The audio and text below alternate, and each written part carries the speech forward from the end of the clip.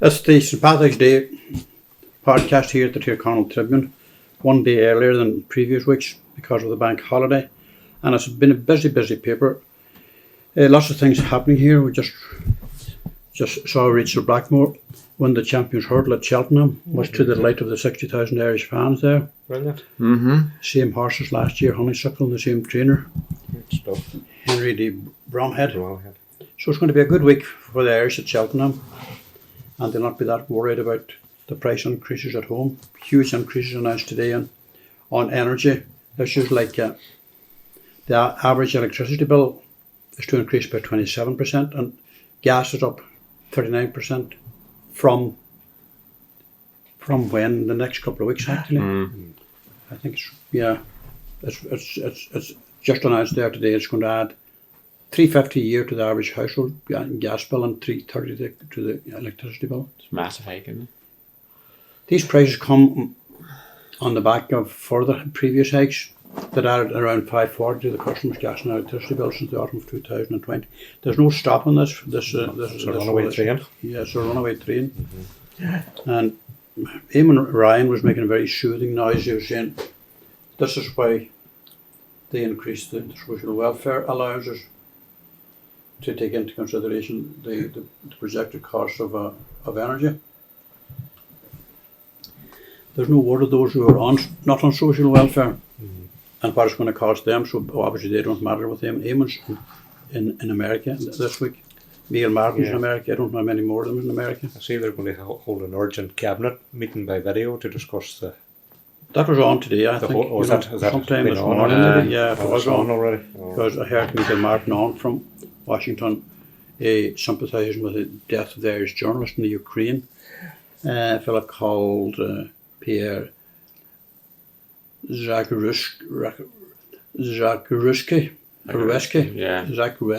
Working for Fox News. Yeah, and he's the second journalist now in 4 days. A fellow killed formerly of the New York Times. He was doing some freelance work on Sunday when he was killed. Yeah, another American journalist badly injured in that same incident apparently. Ryanair under attack. They have increased, would you believe it, the cost of flights back from Poland carrying the refugees. Could you just imagine it? Yeah. Good Lord. Horrendous. And it's absolutely incredible that kind of an opportunistic increase. I mean, from Poland. Probably selling more lottery tickets as they're heading Absolutely, across. Yeah. So fuel prices, are they settled down to any great extent?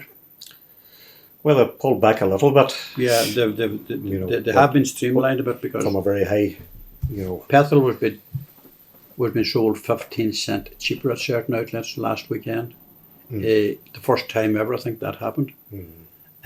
Some places are still selling petrol cheaper. Apparently, there's a scarcity of fuel in the Dublin markets.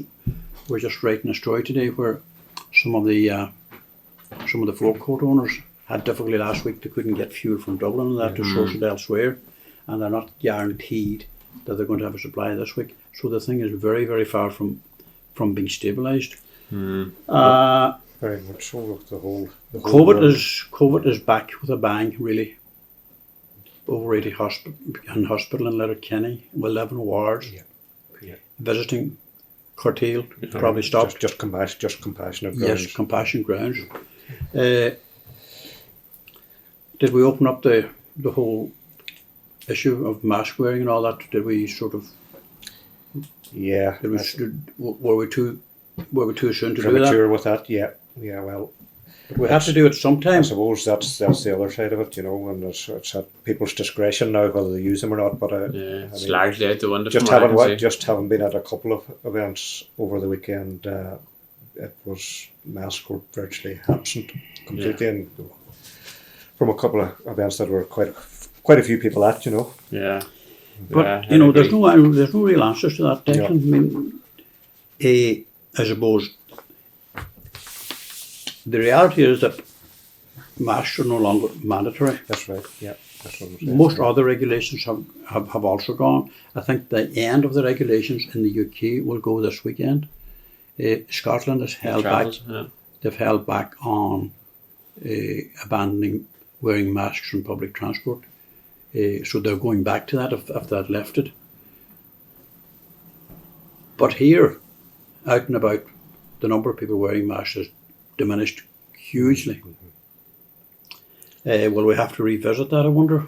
How much worse can it get? Did There's you over say 1,000 like, you're people coming in hospital. into the first really busy weekend of the year now, and it's going to be probably busier than normal because of the 4-day holiday, the two back. Oh, totally. It's totally. So like the week after and the week after, that's going to tell a lot about how rampant is this going to be. It has to. You don't only think that it has to follow suit, that it's going to spike. The big ambition right across the hospitality sector and commerce is that everywhere is going to be packed.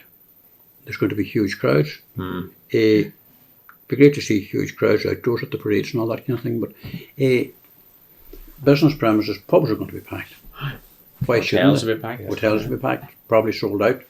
And I suppose all that people are hoping for is decent weather. Just looking out that window this evening, there's not decent weather on a Tuesday. It's not No, too it's bad, far but from yeah, it doesn't look good. Yeah, it doesn't look good now. Yeah. But Thursday's forecast for the parades is quite good, yeah. Yeah, it's okay, yeah. So for outdoors, that's at least Yeah, that's bonus, outdoors, you know. yeah.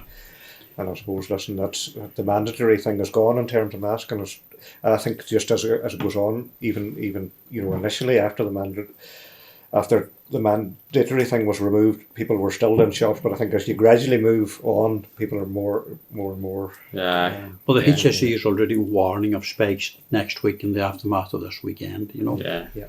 So that probably will curtail a lot of people from thinking about going out too often, if at all. Because there's COVID everywhere you go. Yeah. Almost every other family you talk to have somebody isolating. And it is rifling through families, you know, like you see here. It's like rifling through several families people like per- mad. Yeah. Oh, yeah. That's a very common trait at the moment. We're going to go and look at what's in the paper actually. Declan, Tirconaill celebrating 25 years. Yeah. Hard to believe it. They've produced a magnificent book. Yeah, we're just looking at it there, Commemorative John. book.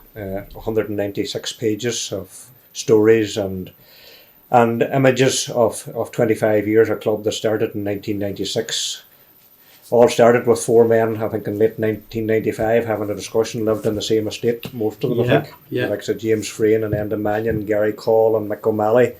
And that's where the seeds were set for the club. And they've had a great association also with the rugby club, a great partnership down there. And listen, they have a fine facility down there in terms of playing fields, and they have plans to do more as well. They're looking to acquire more land, and obviously, John, the drama side of it and all that, their clubhouse. All of that, you know, like very, very eclectic. Yeah. You know, that you can go in there to a top class drama show.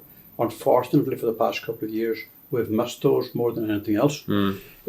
But they'll come back again. But it was quite amazing that you went in there to that room that was never designed to entertain that kind of a production, and it was all self-made, lighting, sound, absolutely brilliant. Their own stage and their own backroom facilities, and those were some of the most enjoyable nights that I was in that venue. There's many enjoyable nights in there, but those plays, Paddy O'Connor was very instrumental in the first three of them, I think, and different people took over then, and they would have run for over 2 weeks, maybe for 4 nights each week, and they packed the place out, and it was a great source of entertainment, really, and income to an extent, income. But the idea was that it was another element to their games and to their club schedules. You know, Very, very talented people. Some very talented people and great volunteers in terms of putting on those shows and everything else. Big and the effort. time involved. But you could see the huge level of cooperation between the rugby and the GAA within that venue. You know, very, very, very good. But it has been like they're only a fledgling club really after 25 years. Obviously, there have been changes and there'll be a lot more. But they made a significant development on the field last year. They were promoted to Division 2 of the league for the first time ever. So that, you know, on the playing side of it as well, they have all their underage and the women's football as well is very big out there. So, but the book is a splendid production, absolutely splendid production. You know, it's available in a number of local outlets there now. So it's a fine production, and it's just €20. Yeah. So we're going to look, Eamon, at traffic management in Creasla on the N56. N56. Speeding, right? high speed. High speed. Creasla, I suppose, like any of these places, it's a long, narrow village that's stretches through, and maybe for a lot of times people don't realise where the boundaries begin or end. But it was brought to my attention recently that there have been a number of close calls, and then around there's sort of an area now stretches from Skulwara right up and into the village, and that can produce a lot of people go past there at quite a significant speed. You have a huge, it's a big school in the Skulwara National School. A lot of parents collecting and that, and people are thundering by. A lot of park traffic. Up from there, you have the chapel. So any given day, you could have funeral services or anything like that, or other religious services.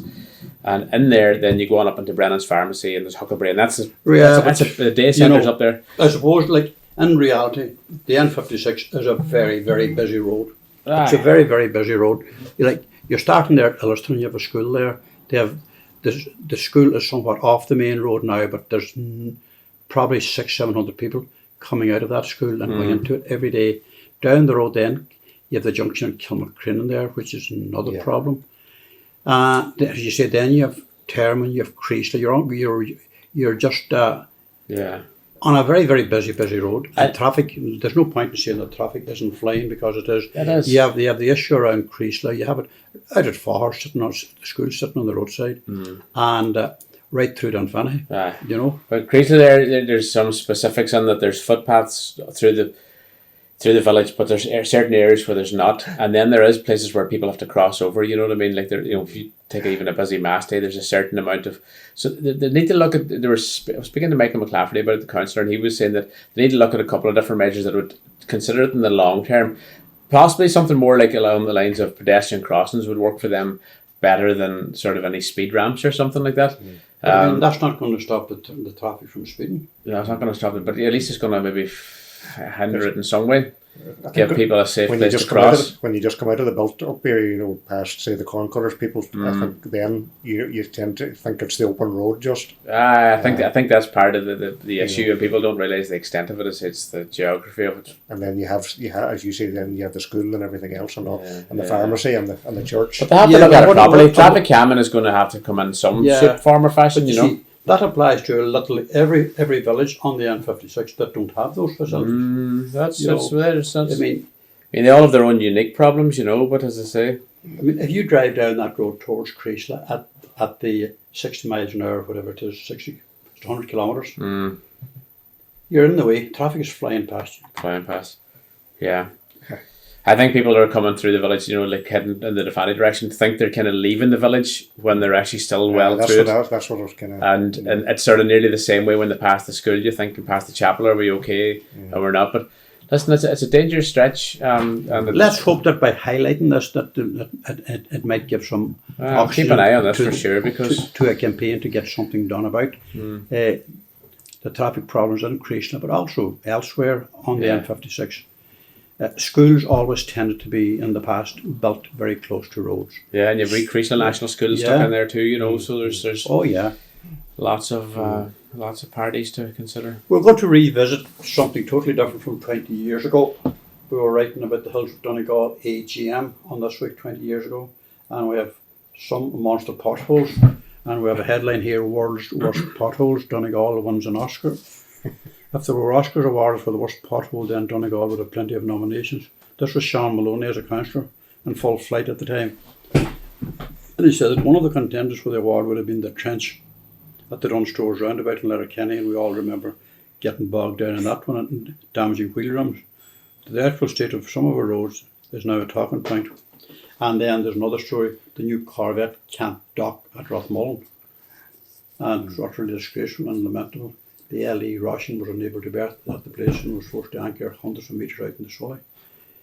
You just wonder how much progress has been made on that. And then the Sinn Féin candidate, called Patrick McLaughlin, said that the task force report on the job losses at Fruit of the Loom has effectively been binned. This wasn't back in the Fruit of the Loom closures in 1998. Who remembers that now? McLaughlin slated what he said was the shocking job creation record of government, along with their lack of investment in the infrastructure. and they criticised their failure to bring any decentralised government department to these areas affected by the fruit of the loom job losses. And we had those here in Mulford. Mm-hmm. And we have lots of interesting pieces on that particular page. And it's one of our most popular features. We also have a very popular feature writer called Kate Carton, who originally hails from Rathmullen, is now living on a farm and working on a farm and very active in Mount Nugent and County Cavan. And the headline there, we have a warm moon in Cavan on Friday. This is this Friday now. She got an email from some outfit recently telling me that the full moon on the 18th of March was known by the ancients as the warm moon because it occurs at the time that the worms come above ground and announce the coming of warmer soil and new growth. And that fascinating. reminded me of a conversation that I was having during the weekend with somebody who said they haven't seen it was in relation to farmers ploughing their own land and growing their own crops and going back to when the worms and all this came up in the millions. Now with the claim is that with all the soybean spread you never see a worm anyway. Mm-hmm. But Kate Carton she writes farming matters. They're down to the last 15 sheep to lamb. She had 2 days off. She's going back to work in the vaccination centre it's tomorrow actually.